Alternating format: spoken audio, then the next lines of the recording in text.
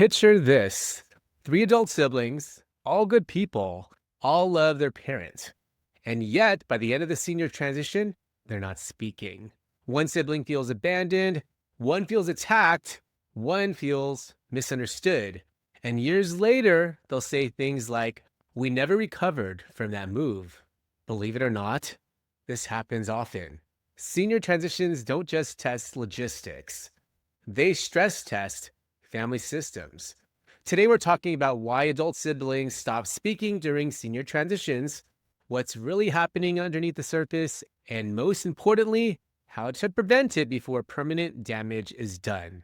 Hi, I'm Dale Corpus, a senior transition specialist and seniors real estate expert based in the San Francisco Bay Area.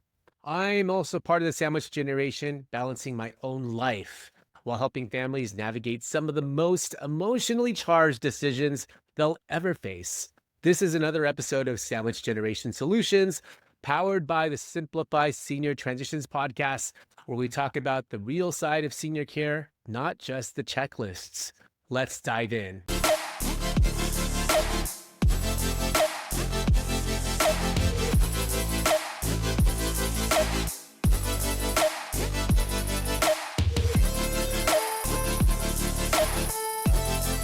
Here's the pattern I see across Contra Costa, Alameda, Santa Clara, San Mateo, and San Francisco counties.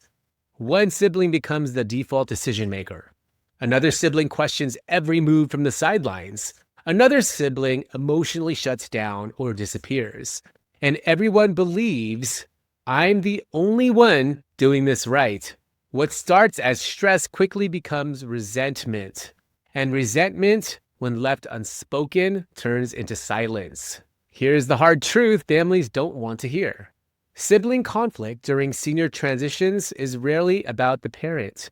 It's about old family roles, childhood power dynamics, unresolved favoritism, geographic guilt, and emotional labor imbalance. Senior transitions reopen decades-old wounds. The transition didn't create the conflict, it activated it. One of the biggest reasons siblings stop speaking: invisible labor. One sibling is coordinating care, making calls, managing crises, handling paperwork, and absorbing emotional fallout. Meanwhile, another sibling may say, I just want to be involved. But involvement without responsibility feels like criticism. That's when resentment quietly takes root. In almost every family, siblings fall into one of these 3 roles. 1, the doer, local, overwhelmed, exhausted, feels unappreciated. 2, the overseer, often long distance, offers opinions, not execution. And 3, the avoider, emotionally overwhelmed, disappears to protect themselves. None of these roles are wrong. But when they're not named, they collide. At some point, siblings stop talking, not because they don't care, but because every conversation turns into an argument. No one feels heard, and everyone feels judged. Silence feels safer than saying the wrong thing. Unfortunately, silence is how families drift apart permanently. When sibling conflict goes unchecked, decisions stall, moves get delayed, parents feel tension and guilt, care becomes reactive instead of planned, and relationships fracture long after the parent is settled. I've worked with families where the senior transition went well, but the sibling relationship never recovered. That's a cost no one budgets for. The single most effective move families can make: name the roles out loud. Ask, who is handling day-to-day logistics? Who is providing financial oversight? Who is the communication point person? Clarity reduces resentment. Ambiguity breeds it. Not everyone needs equal authority, but everyone needs acknowledgement.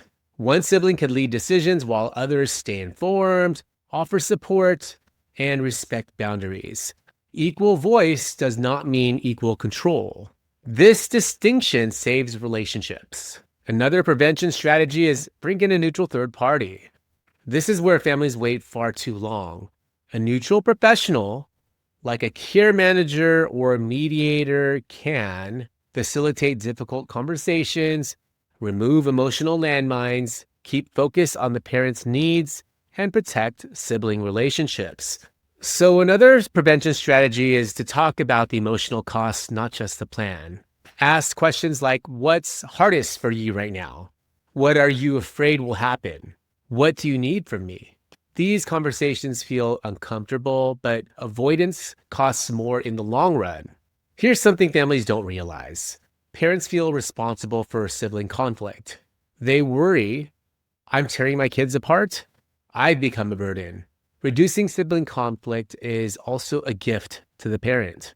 So today we covered why siblings stop speaking during senior transitions, how family systems get activated under stress, the invisible labor problem, the 3 sibling roles that clash, and real prevention strategies that protect relationships.